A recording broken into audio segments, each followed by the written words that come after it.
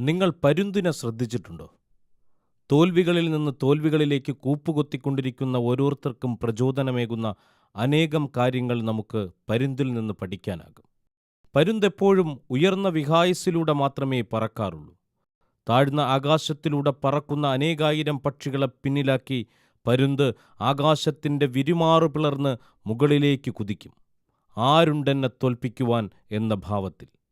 ഉയർന്നു പറക്കുവാൻ ശ്രമിക്കുന്നവർക്കേ ജീവിതത്തിൽ ഉയർന്ന വിജയങ്ങൾ സ്വന്തമാക്കുവാൻ സാധിക്കുകയുള്ളൂ. പരുന്തിൻ്റെ ജീവിതത്തിൽ നിന്നും പഠിക്കേണ്ട മറ്റൊരു കാര്യമുണ്ട്. പരുന്തൊരിക്കലും കുരുവികളുടെയോ മറ്റു ചെറിയ പക്ഷികളുടെ കൂടെയോ പറക്കാറില്ല.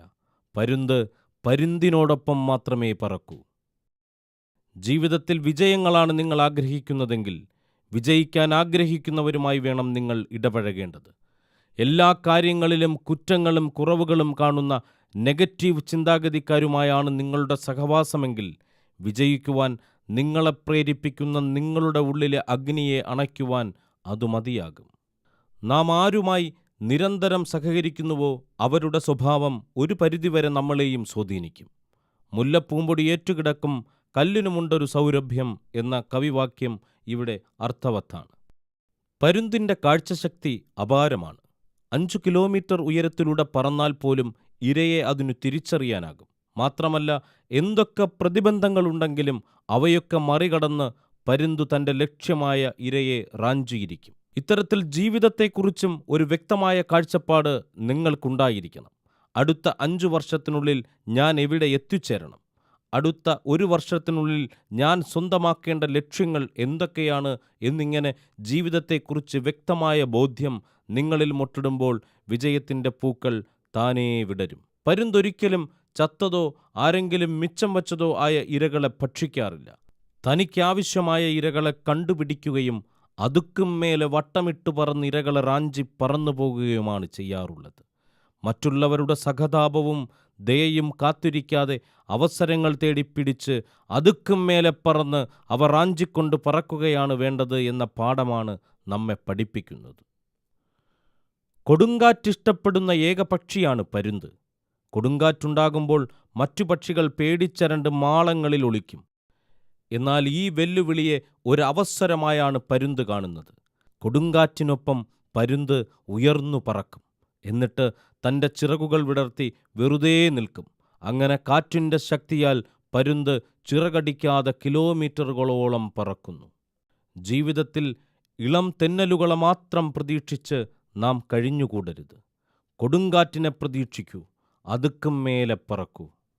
ജീവിതത്തിൽ വിജയിച്ചവരെല്ലാം തന്നെ തങ്ങളുടെ ജീവിതത്തിലുണ്ടായിട്ടുള്ള പ്രതിസന്ധികളെ അവസരങ്ങളാക്കി മാറ്റിയവരാണ്. നമ്മുടെ ജീവിതത്തിലും കൊടുങ്കാറ്റുകളുണ്ടാകാം. പക്ഷേ പരാജയങ്ങളുടെ കാലത്താണ് ഭാവി വിജയത്തിൻ്റെ വിത്തുകൾ ഏറ്റവും നന്നായി പാകുവാൻ നമുക്ക് സാധിക്കുന്നത്. പരുന്ത് മുട്ടയിടുവാൻ സമയമാകുമ്പോൾ ആൺപരുന്തും പെൺപരുന്തും കൂടി സുരക്ഷിതമായ ഒരു സ്ഥലം കണ്ടുപിടിക്കും. ശത്രുക്കൾക്കൊരിക്കലും കടന്നുവരാൻ സാധിക്കാത്ത തരത്തിൽ ഏതെങ്കിലും ഉയർന്ന മരത്തിൻ്റെ ഏറ്റവും ഉയർന്ന ശിഖരത്തിലായിരിക്കും അവർ കൂടുകൂട്ടുന്നത്. പലപ്പോഴും നമ്മുടെ ജീവിതത്തിൽ പരാജയങ്ങൾ ഉണ്ടാകുന്നതിന് കാരണം നാം കെട്ടുന്ന കൂടുകൾക്കല്ലെങ്കിൽ ഏർപ്പെടുന്ന പ്രവൃത്തികൾക്ക് ബലം കുറവായതുകൊണ്ടാണ്. ഏതൊരു പ്രവൃത്തി ചെയ്യുവാൻ പോകുമ്പോഴും നാം ചെയ്യുന്ന പ്രവൃത്തിയുടെ അടിത്തറ ഉറപ്പുള്ളതാണോ എന്ന് പരിശോധിക്കുക. കുഞ്ഞുങ്ങൾ പറക്കമുറ്റാറാകുമ്പോൾ തള്ളപ്പക്ഷി അവയെ കൊത്തി കൂടിനു വെളിയിലേക്കിടും. കുഞ്ഞുങ്ങൾ ബലമില്ലാത്ത തങ്ങളുടെ ചിറകുപയോഗിച്ച് പറക്കുവാൻ ശ്രമിക്കും.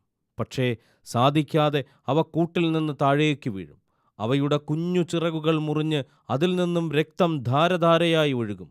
പക്ഷേ ഇതൊന്നും കണ്ട് തള്ളപ്പക്ഷിയുടെ മനമലിയില്ല. കുഞ്ഞു പരുന്ത് നന്നായി പറക്കുവാൻ തുടങ്ങുന്നതുവരെ ഈ പ്രവൃത്തി തുടരും. കാരണം തള്ളപ്പരുന്തിനറിയാം, നാളെകളിൽ ജീവിതത്തിലുണ്ടാകുവാൻ പോകുന്ന വലിയ വെല്ലുവിളികളെയും പ്രയാസങ്ങളെയും നേരിടണമെങ്കിൽ ഇത്തരം പരീക്ഷണങ്ങളിലൂടെ കുഞ്ഞു പരുന്ത് കടന്നുപോയേ തീരൂ എന്ന്. നമ്മുടെ ജീവിതത്തിൽ നമ്മോട് സ്നേഹമുള്ളവരും മാതാപിതാക്കളും സഹപ്രവർത്തകരും അധ്യാപകരും മേലധികാരികളുമൊക്കെ വിഷമങ്ങളുടേതായ മുള്ളുകൾ വിതറിയേക്കാം. അപ്പോൾ വിശ്വസിക്കുക, ഈ പ്രയാസങ്ങൾ എന്നെ പഠിപ്പിക്കുന്നത് ജീവിതത്തിൻ്റെ കൈപ്പേറിയ മുഖത്തെ എങ്ങനെ അഭിമുഖീകരിക്കണം എന്ന പാഠമാണ്. പരുന്തിനു പ്രായമാകുമ്പോൾ അവയുടെ തൂവലുകൾക്ക് കനം കൂടും. കനം കൂടിയ ചിറകുകളുമായി പരുന്തിന് ഉയർന്നു പറക്കുവാൻ സാധിക്കുകയില്ല.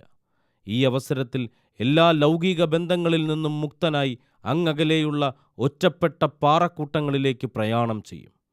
അവിടെ വച്ച് പരുന്തു തൻ്റെ തൂവലുകൾ ഒന്നൊന്നായി കൊത്തിപ്പറിക്കും. പിന്നീട് പുതിയ തൂവലുകൾ മുളച്ചു വരുന്നതുവരെ ഒരു കാത്തിരിപ്പാണ്. അവസാനം ഭാരം കുറഞ്ഞ തൻ്റെ പുത്തൻ തൂവലുകളുമായി ചിറകടിച്ചാകാശത്തിൻ്റെ അനന്തവിഹായസ്സിലേക്ക് അവൻ കുതിച്ചുയരും. ഇതുപോലെ നമ്മുടെ ജീവിത വിജയത്തിന് ഒട്ടേറെ പുതിയ കഴിവുകൾ നമുക്കാവശ്യമാണ്. ഇത്തരത്തിൽ ജീവിത വിജയത്തിനാവശ്യമായ സദ്ഗുണങ്ങൾ നമ്മുടെ ജീവിതത്തിൽ കൂട്ടിച്ചേർത്തുകൊണ്ട് വിജയത്തിൻ്റെ ആകാശത്തിലേക്ക് നിങ്ങളും കുതിച്ചുയരുക. നഷ്ടബോധത്തിൻ്റെ ഇന്നലെകൾ അവസാനിച്ചു. ഇന്നത്തെ സൂര്യോദയത്തിനൊപ്പം മനസ്സിലും ഒന്ന് കുറിച്ചോളൂ. ഇതുപോലെ നമ്മളുടെ ജീവിതത്തിലും ചില സന്ദർഭങ്ങളുണ്ടാകും. ഓടി പറന്നു ക്ഷീണിച്ചു തളർന്ന അവസ്ഥ. അപ്പോൾ ചില പിൻവാങ്ങലുകൾ ആവശ്യമായി വരും. 2 അടി മുന്നോട്ട് കുതിക്കാൻ 1 അടി പിന്നോട്ട് മാറണം. മൗനവും ഏകാന്തവാസവും ധ്യാനവുമൊക്കെ വേണ്ടിവരും. ശരീരവും മനസ്സും റീപ്രോഗ്രാമിംഗ് നടത്തുവാൻ. നാം മത്സരിക്കേണ്ടത് മറ്റുള്ളവരോടല്ല, നമ്മോട് തന്നെയാണ് എന്നാണ് പരുന്തു നൽകുന്ന സന്ദേശം. ഇന്നലത്തെ നമ്മളെക്കാൾ കൂടുതൽ മെച്ചമായ ഇന്ന്.